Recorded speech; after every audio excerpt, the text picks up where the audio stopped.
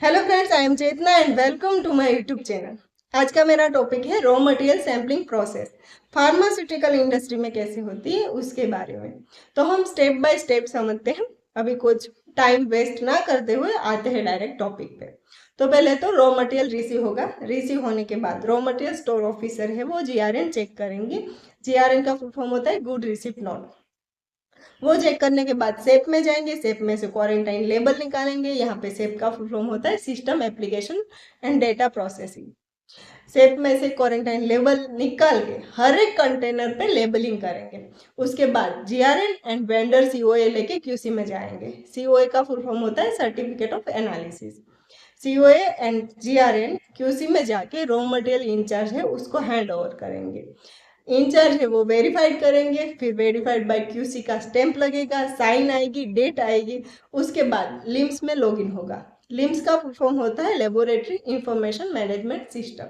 अलग अलग कंपनी है, अलग अलग सॉफ्टवेयर यूज कर सकते हैं, पर जहाँ पे मैंने काम किया था वहाँ पे लिम्स एंड सेप थे। तो अभी लॉगिन होने के बाद सैम्पलिंग रिकॉर्ड शीट निकलेगी जिसमें मटेरियल के रिलेटेड सारी इंफॉर्मेशन लिखी रहेगी। कौन सी टेस्ट के लिए कितनी क्वांटिटी रिक्वायर्ड है सैंपल करने के लिए, जो मटेरियल है उसकी वो लिखा रहेगा। उसके बाद टोटल क्वांटिटी रिक्वायर्ड है वो लास्ट में लिखा रहेगा।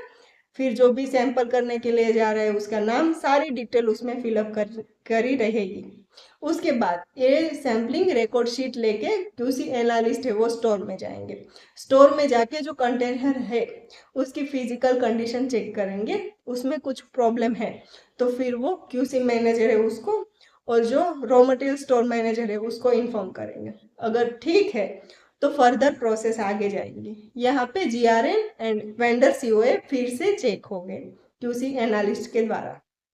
फिर क्या रहेगा, जो भी मटेरियल है वो वेंडर अप्रूवल मटेरियल होना चाहिए, क्योंकि अगर अप्रूवल नहीं है तो फिर क्यूए से अप्रूवल लेना होगा, उसके बाद ही सैम्पलिंग करना होगा। और जो भी एनालिस्ट है वो भी ट्रेंड एनालिस्ट होने चाहिए।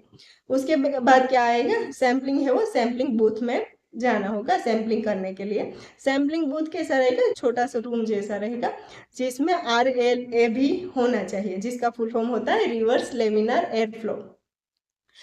इसमें बैलेंस होगा, बैलेंस भी क्लीन है या नहीं, सैम्पलिंग बूथ है वो क्लीन है या नहीं वो देखना रहेगा।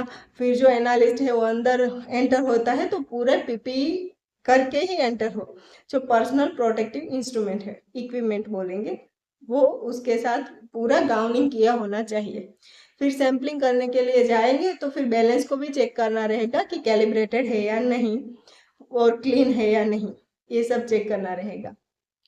उसके बाद आता है सैम्पलिंग प्रोसेस।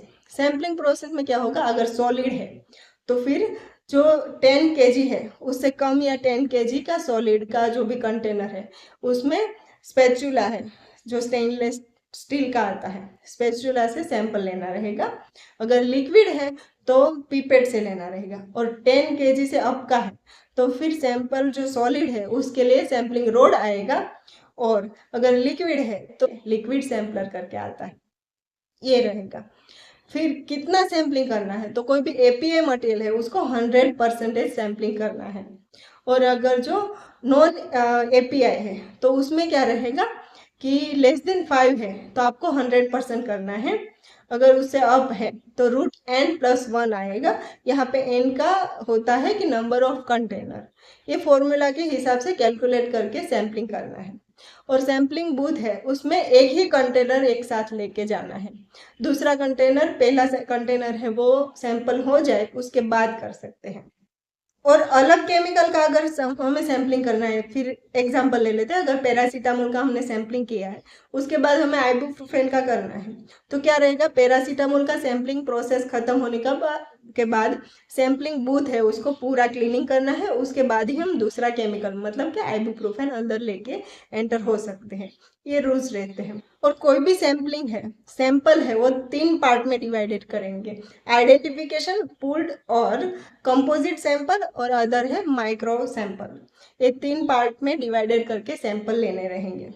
ये सारे प्रोसेस होने के बाद फिर से क्लीनिंग प्रोसेस करने के बाद सैंपल्ड बाय का लेबल करके सैंपल्ड जो केमिकल हो गया है वो कंटेनर पे लगाने के बाद फिर बाहर आके जो सैंपल हमने किया है वो जाके क्यूसी डिपार्टमेंट में डिस्ट्रीब्यूशन करना है। अलग अलग इंस्ट्रूमेंट में जो एनालिसिस होता है, अलग अलग एनालिसिस होता है वहाँ पे जाके।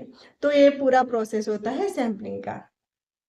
फिर यहाँ से फर्दर हम इंफॉर्मेशन के लिए प्रोसेस बता देती हूँ कि क्यूसी है उसमें पास आता है तो अप्रूव का लेबल आएगा, और फेल आता है तो रिजेक्शन का लेबल आएगा।